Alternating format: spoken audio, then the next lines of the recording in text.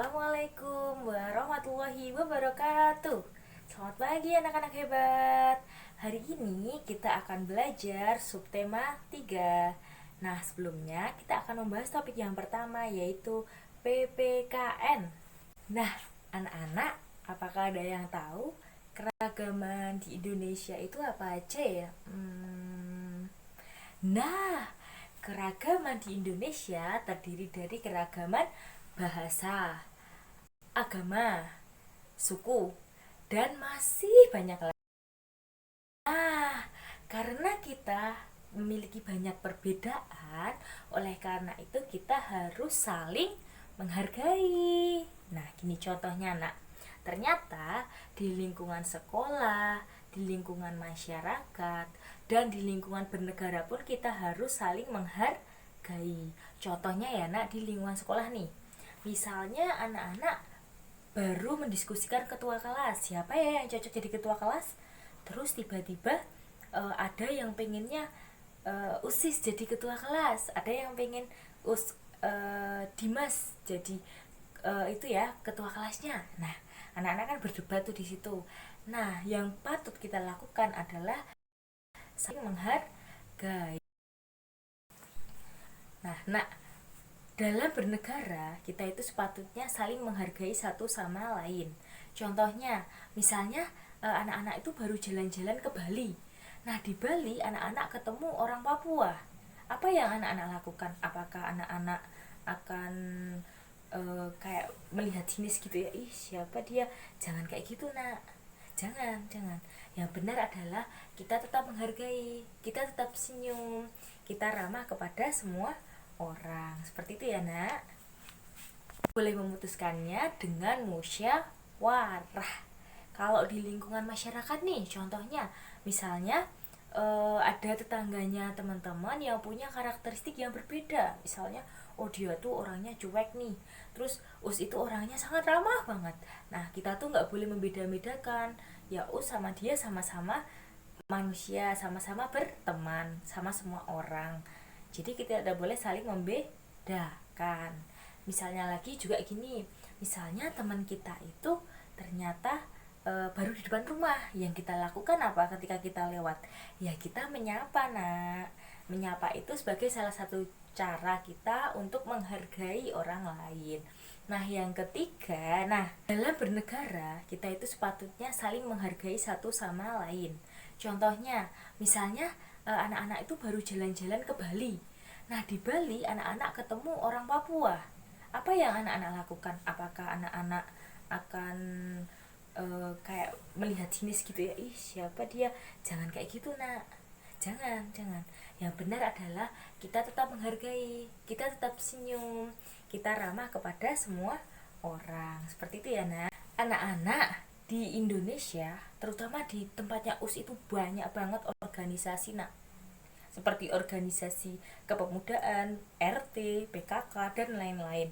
Anak-anak tahu nggak organisasi itu apa? Apakah ada yang tahu? Jika ada yang tahu, tuliskan di kolom komentar ya. Nah, ini Us mau bahas nih.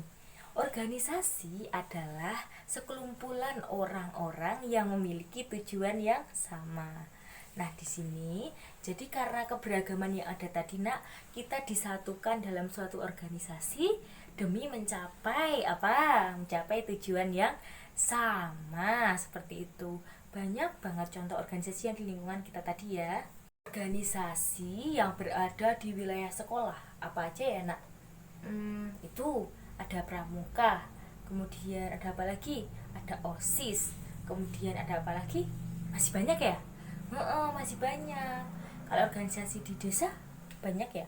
Tadi udah sebutin deh di awal tadi. Kalau organisasi di mana lagi ya? Di luar sekolah misal ada yang ikut ikatan Muhammadiyah atau mungkin ikut pelajar Muhammadiyah. Nah, itu juga merupakan salah satu contoh organisasi di Indonesia.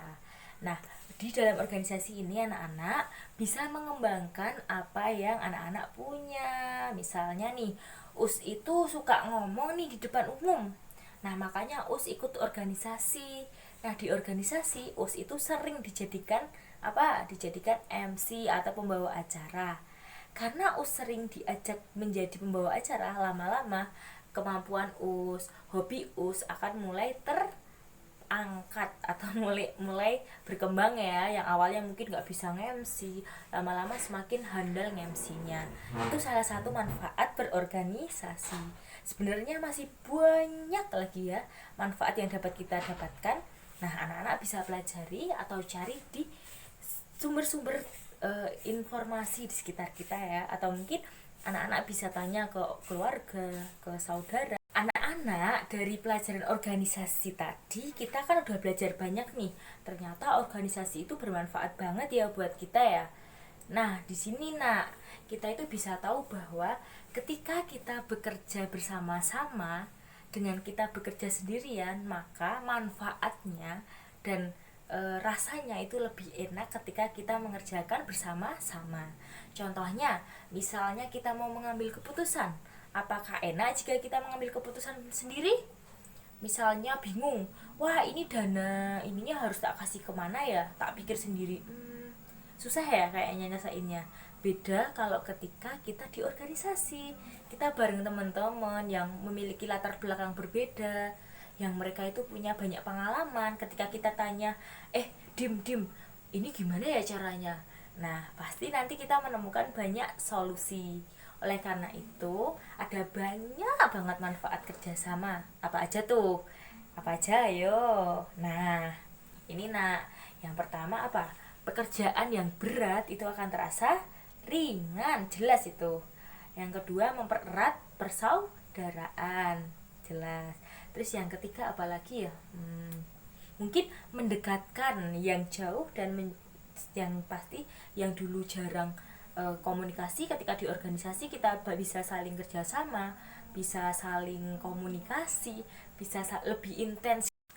Namun nak, ternyata di balik kerjasama itu juga ada kelemahannya loh nak. Apa aja ya?